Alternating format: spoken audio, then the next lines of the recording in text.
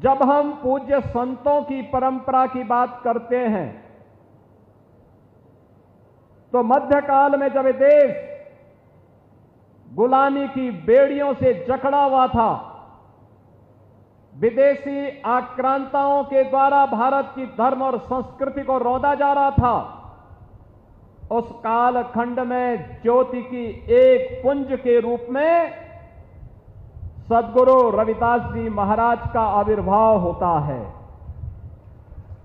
काशी में जो भारत की सनातन धर्म की प्राचीन नगरी है, उस काशी में शीर गोवर्धन में सद्गुरु रविदास जी महाराज का आविर्भाव होना और उन्होंने अपने कर्म साधना के माध्यम से जो एक प्रेरणा वहां से दी, वह आज भी पूरे देश के लिए, हर श्रद्धालु जन के लिए एक मार्गदर्शक के रूप में काम करती है। जब हम सद्गुरु रविदास जी महाराज के बारे में चर्चा करते हैं, बहनों और भाइयों, सद्गुरु रविदास जी महाराज ने सामाजिक आडंबर और कुरीतियों के प्रति समाज को जागरूक भी किया, कर्म पर विश्वास करने की प्रेरणा दी, एक आध्यात्मिक चेतना का जागरण किया और उन्होंने कहा था, मन चंगा तो कठौती में गंगा। बहनों और भाइयों, ये संत सद्गुरु रविदास जी महाराज का कथन ये जीवन में आंतरिक पवित्रता और निर्मलता का प्रतीक होता है, एक नई प्रेरणा है और इसीलिए उन्होंने सामाजिक बुराइयों से दूर रहने के लिए समाज को एक नई प्रेरणा दी।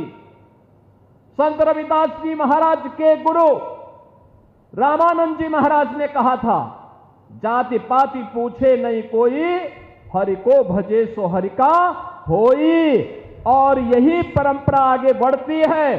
तो संत रविदास जी ने उस समय इस बात को कहा था कि ऐसा चाहूं राज में जहां मिले सबन को अन्न, छोट बड़ो सम बसे रविदास रहे प्रसन्न।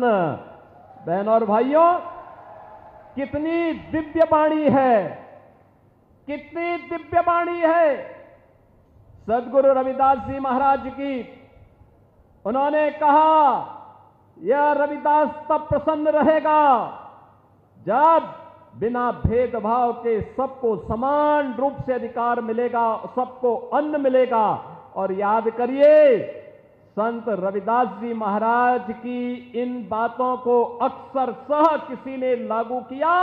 भारत के प्रधानमंत्री मोदी जी ने प्रधानमंत्री गरीब कल्याण अन्न योजना के माध्यम से भारत के 81 करोड़ लोगों को 81 करोड़ लोगों को कोरोना जैसी महामारी से लेकर के अब तक लगातार अन्न का वितरण कराया जा रहा है।